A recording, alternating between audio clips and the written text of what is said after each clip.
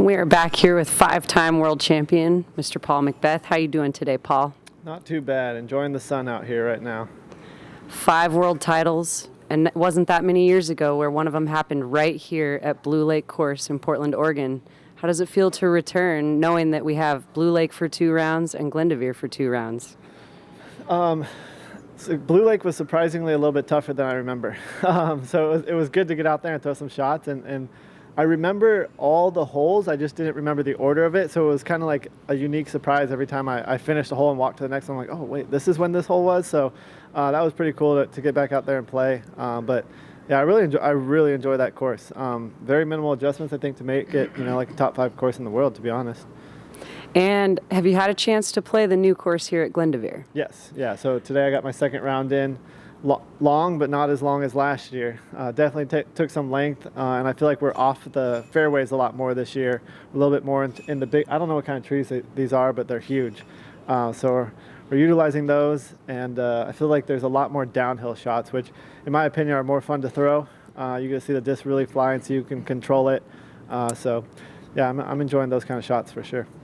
And we heard from both Jeff and Dustin in the design aspect, the goal of players being able to throw more gaps, more shots, more tools in the bag. Would you agree with that for this new design? Yeah, it is a lot more. The woods I feel like are a lot more utilized here, and we're kind of going with the trees instead of, I feel like last year we were throwing like across the fairways, and we were just going through like a group of trees, fairway, group of trees, fairway, to where now we're kind of playing on the side of the fairways, but using the trees that they have that kind of separate the golf holes. So it seems like we're using those a lot more, and it's demanding more shapes off the tee for sure. All right, Paul, and just one more question before I pass it off here. At this point in the season, we are absolutely halfway through. Can you give us a little bit of what's on Paul McBeth's goal sheet, or how do you see yourself this season finishing? What do you want out of this season? Yeah, I mean, like you said, we're almost halfway through the season, and I've had 2 tournaments that I definitely do not want to have again later in the year, but some other ones that were top 5, top 10 finishes. But I want some more wins. I want to be competing. I don't like watching the lead card behind me. I want to be on that lead card. So that's definitely my goal, get on some of those, win some of these tournaments, and just overall play better. I think I've really lost control of my drive, and that kind of really put a hindrance on my putt. So last week, having an off week, going back home, getting back to my home course, going there and playing, and just kind of seeing what it's like to throw the disc and have fun again was something I really needed. So I think it's a revamp, Paul, for the second half of the year. Hey, Paul, Grant Zellner, PDGA, and that is scary. I'm guessing that the 2 events you're talking about are your most recent 2 Elite Series events. Mm-hmm. You finished 51st and then 19th. Do you feel like those finishes reflected the quality of your play? Do you feel like there were other factors? And in either case, how have you specifically fixed that? Yeah, so DDO, for example, we had the extreme winds, and my mentality going into that is I really wanted to shred the course, but the winds that we had, I shouldn't even have worried about the courses. I needed to play the wind, and I didn't do that. I didn't just take my overstable disc and throw it every hole and take the 300, 350 distance and just played the hole and just battled the wind. Instead, I was trying to fight the course, and that just wasn't the right game plan, and I did that all 3 rounds. And I think I learned a lot going into, we'll be back there for Worlds. So I did learn a lot about the course, be in spots that I hopefully will not be in again on those courses come Worlds time. So, but if we do step into that situation where we got those Kansas wins again, I'll know what to do. So I definitely learned a lot from it, and taking that back, and I only got to play the golf course once. So I think I'll get at least three shots at it come Worlds time. At this point in your career, do you feel like you have the recipe for success when things aren't going your way, or do you feel like it's always a process of figuring things out anew? It's definitely always a process. There's always something that can go wrong. It can be different each time. And it's something that I need to continue to want to learn. And sometimes you need to go through these struggles in order to get that fire and feel like what it's like to struggle and fight out of it. Because I could just quit and, I have a great career. I've had a great career, but I want to continue to do more and be better on what I've done in the past.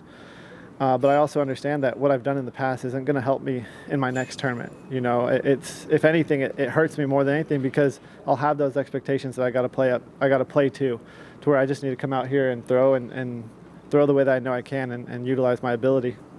On these courses, what will it take in order for you to be talking to us just like this on Sunday, but with a trophy in your hand? Understand that par is good, especially out here. Par is really good out here, and not get frustrated when I do have a 40-footer on possibly 45-footer on possibly 10 straight holes, because it can definitely happen out here, and I need to know that, you know, that's still good.